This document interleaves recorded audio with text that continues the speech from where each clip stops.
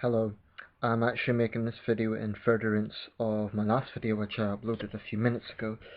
It's not exactly a part 2, it's because the subject's slightly different, but it's definitely related. The last video was about a case of police abusing their power in Cheshire 2 years ago in a particularly disturbing incident. But I'd like to speak about another issue in this video. You know, in the last video I spoke about abuse and corruption, so and I stand by everything I said in that video. But I'd like to address a specific element of this, which is the sort of excuses that police make, and the sort of I believe it's a sort of blackmail they use in terms of their excuses.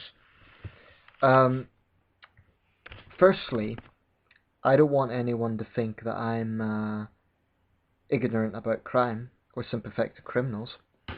You know, I lived for 2 years in a rough housing estate, and as much as I hate police abuse, I also hate lack of justice for criminals, people that genuinely deserve to face justice. But where I have a very big problem with all of this is that very often these cases of abuse are not against hardened criminal thugs. They're against relatively vulnerable people whose so-called crimes are very minor or questionable. I mean, in the last video, the case was against Stephanie Rutter, involved Stephanie Rutter. The incident in question was an argument with her boyfriend. Now, I don't know if there'd been violence involved, but we're not talking about some sort of gun-wielding gang member here. We're not talking about some drug lord. We're talking about a young woman who was clearly unarmed, clearly outnumbered, and clearly abused in this situation. And like I said, I don't know what the verdict or the outcome of that situation was. But the title of this video is Police versus Public versus Criminals. And the reason I make the title like that is, it's true there are people who hate the police, and that's because they are criminals, okay? And for those people, I've not a huge amount of sympathy. I still am opposed to police abuse in all circumstances, including against criminals. I'm opposed to police abuse, full stop.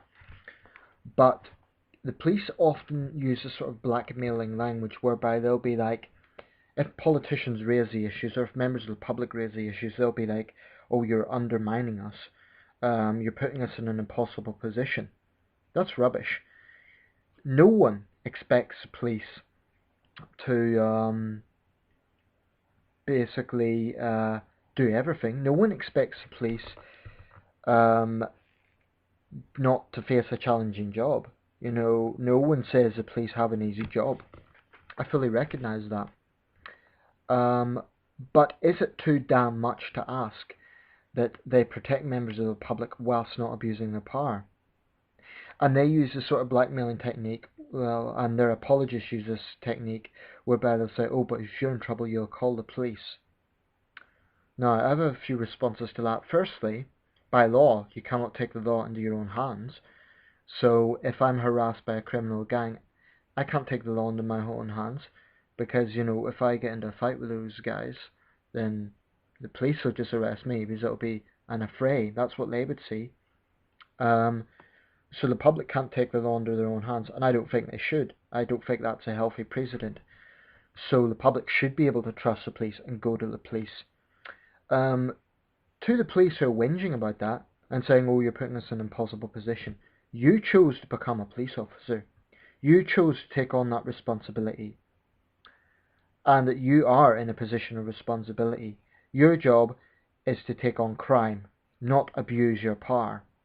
And that is not too much to ask. Now, again, I'd like to emphasize in this video, I am not going to make a blanket vilification of all police officers. I believe there are police officers out there who are decent people and who are trying to do a tough job. And their job isn't easy. They often do have to face hardened criminals and so on. So I'm not trivializing that. But I stand by everything I said in the last video. And I believe I used the word scum. Well, I stand by that in the cases of police who abuse their power, because that's how strongly I feel about it. It's not a pleasant word, but I stand by that because I believe people who abuse their power in that way are scum. Just like criminals who abuse, well, criminals who abuse their power, but basically, you know, it's a depressing situation. And I think it must be hard for the decent police as well, because they probably see this bad reputation, and of course it has an impact on them as well, because then people get angry and they see the police as one and the same. And this is not a situation unique to Britain. It could be found the world over, and it transcends sort of political situations as well. You know, you would think this is something that just happens in totalitarian police states, but we have a serious situation now where it's happening in multi-party democracies, which have freedom of speech, but it is a serious threat to democracy when you have a powerful organisation like the police abusing their authority. It's rampant in the United States, in Britain, in Canada. It happens in every democratic country, and it's a disgrace. In a police state, that wouldn't be surprising, because that is a very characteristic of a police state. But in some ways, it's worse when it happens in a country that should not be happening. I mean, it shouldn't happen anywhere, but this is a shameful situation. And the reason I'm making a second video is because there is a culture of excuses. The police, when they're challenged, they always say we're being undermined, we're being put in an impossible position. Not really.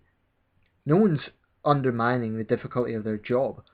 But when politicians rightly raise this issue, all they are doing is the right thing, which is calling out the police on their abuse of power. Because if legislators can't call them out, who's going to? You know, the public aren't in a position of power to do that. Legislators are. And my message to any police who may be watching this video is, I'm by no means against all police, and of course I would contact the police if I was in a situation of trouble. But I'm a law-abiding citizen, you know, so there's no double standards here. Is it so damn hard to ask that you do your jobs properly, focus on the criminals, and don't abuse your authority? Is that so much to ask? And in terms of, you know, a lot of apologists for police abuse, so, but you haven't seen the full picture, etc., etc. Well, I stand by the right for the police to have their point of view. That's fine. Let them have their day in court. Those who have been caught up in these situations, who have been accused of these situations, if they are innocent, you know, if someone made a false accusation against the police, then the police have a right to defend themselves. But at the moment, people who have been victims of police abuse have next to no power. And that is a shameful situation. I'll leave it there. I just want to clarify my stance, because at the moment they're using excuses that it is undermining their power. Calling out police brutality is not undermining their authority, it's simply trying to make them accountable, because they're not accountable themselves.